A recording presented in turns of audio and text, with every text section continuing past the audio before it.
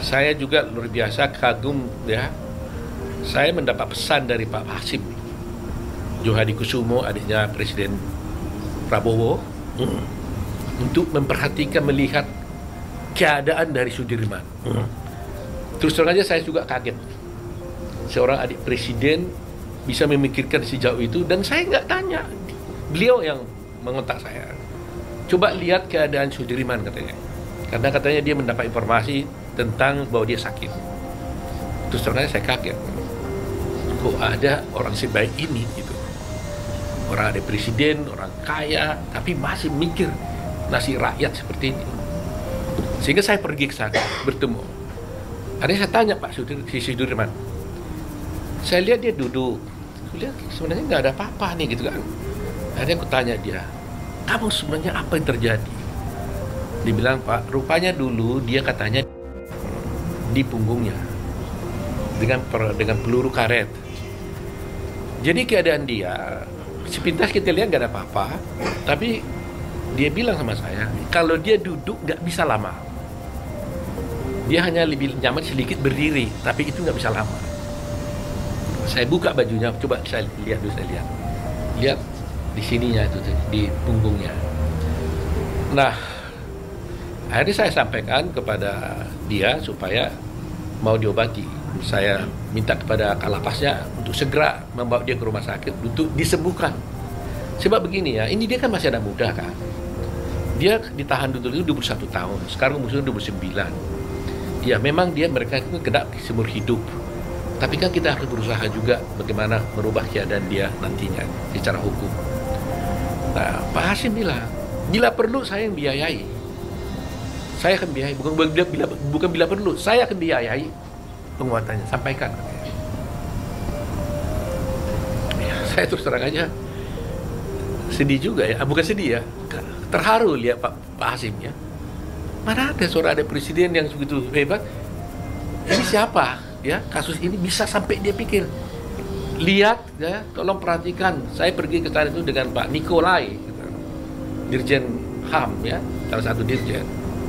Kita khusus dengan juga Pak Surya dari deputi kita, Bu Pamela Pasaribu dari ASDEP.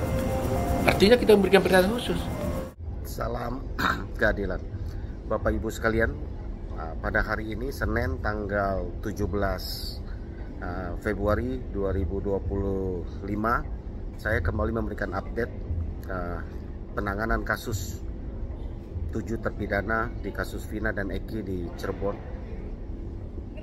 Pada hari Jumat yang lalu, pada tanggal 14 Februari 2025, tim hukum ya, kuasa hukum dan penasihat hukum dari 7 terpidana kasus Vina dan Eki di Cirebon di bawah koordinasi tim Dr. Wiwik ya, SHMH dengan tim sudah datang ke Lapas Kesambi Cirebon dan melihat dan bertemu langsung dengan 7 terpidana khususnya Sudirman. Kami lakukan oleh karena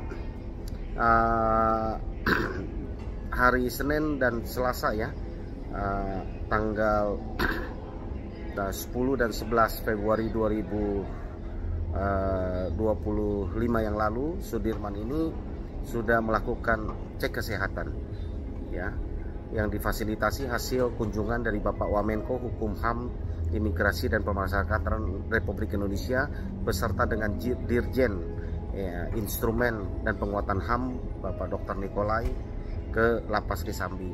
Kami ingin mengetahui hasil kesehatan dari 7 terpidana khususnya Sudirman, yang hasil kesehatan check up-nya kami ingin mendapatkan update.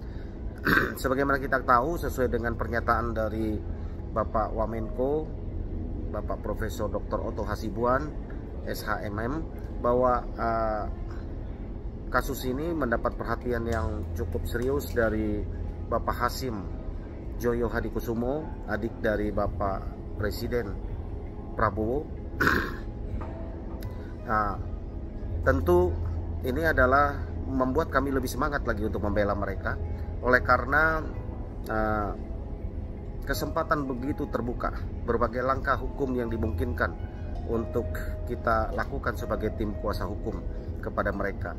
Sebagaimana kita tahu bahwa ternyata selama 2 tahun berturut-turut saat ini Kalapas Cirebon itu sudah mengajukan remisi perubahan kepada 7 terpidana ini dari seumur hidup menjadi waktu tertentu yang kita harapkan bisa segera bebas, sambil proses hukum peninjauan kembali kedua akan kami lakukan di pengadilan nanti bila mana bukti yang berulang-ulang saya sampaikan atas pengakuan Dede bahwa mereka tidak pernah melihat bahwa mereka ini pelaku dari pembunuhan itu.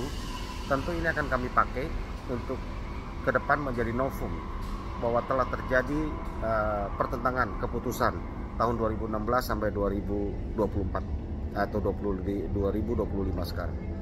Dan kita berharap mereka segera bebas dan proses hukum PK kedua tetap kami akan lakukan. Dan kami sekali lagi berterima kasih kepada Bapak Wamenko Hukum, HAM, Imigrasi dan Pemasyarakatan Republik Indonesia, Bapak Profesor Dr. Oto Hasibuan, Bapak Dirjen Instrumen dan Penguatan HAM di Kementerian HAM Republik Indonesia, Bapak Dr. Nikolai, dan juga khususnya terutama kepada Bapak Hasim Joyo Hadikusumo ya, yang sudah memberikan kasus ini, dan juga tak lupa kepada Bapak Deddy Mulyadi, Gubernur Jawa Barat ya.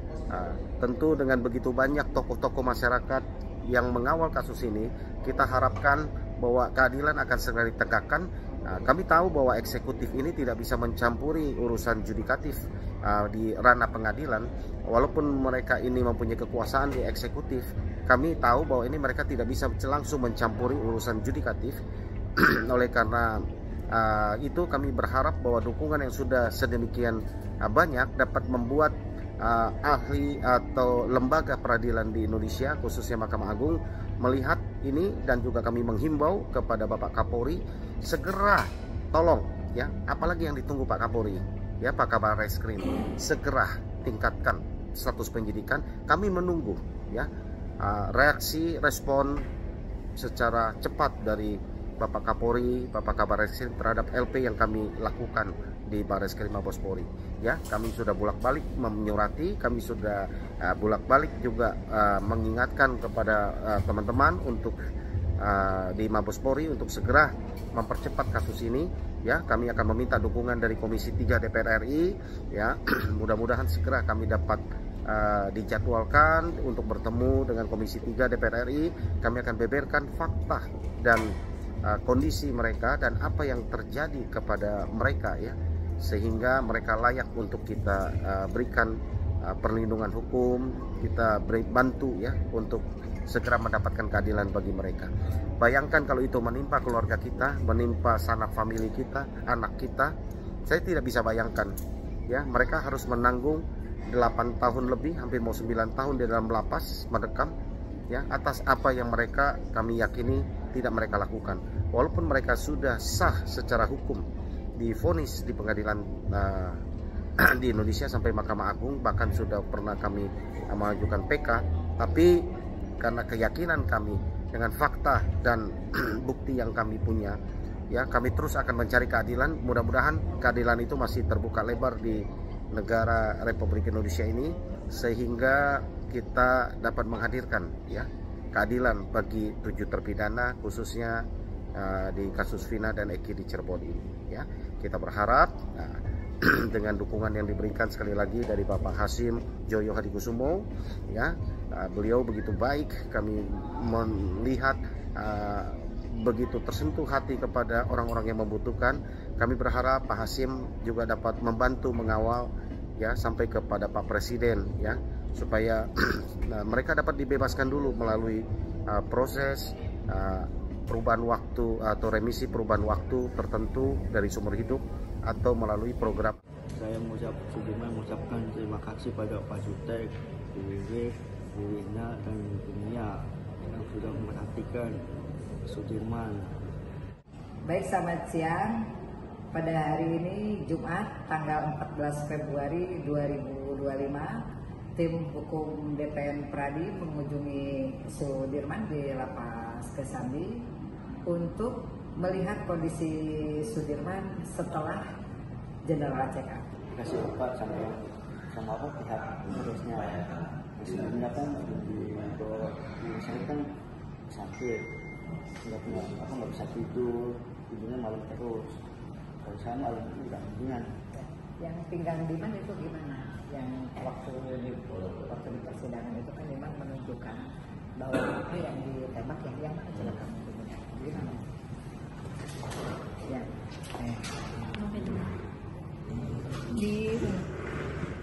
Di sini nih. Berdiri tadi kan, boleh berdiri nggak? Di sini aja nih. Di zoom nih. Zoom, deketin aja kemarin. Kalau di zoom takutnya nggak boleh. Dah. Ini kelihatan. Sini ya. Dari sini ya sakitnya ya.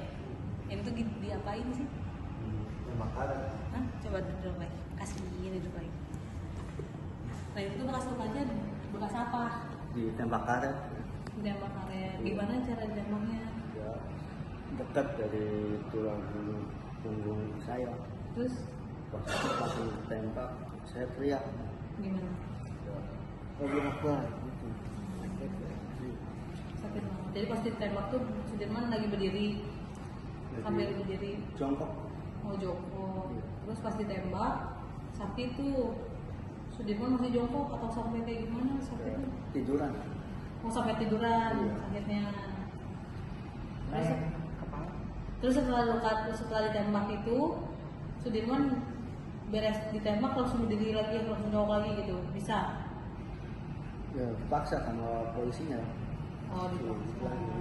Nah setelah kejadian itu sakitnya sampai sekarang nih masih terasa ya? Masih. Masih. Sekarang nggak bisa apa? Nggak bisa duduk lama. Nggak bisa duduk lama. Terus Nggak bisa duduk lama aja. kalau duduk lama apa yang rasanya? Ya, kayak tulang gesek-gesek kan kayak tulang yang sakit. Oh tulangnya kayak kegesek gitu sakit. Jadi kalau duduk lama pegel atau sakit kayak kecubit atau kayak gimana? Itu kayak pegelan kan. Terus kalau itu apa lagi yang sakitnya? Iya. Yang Kepala. Kepala. Iya. Coba mana lihat, dilihatin kepalanya. Ini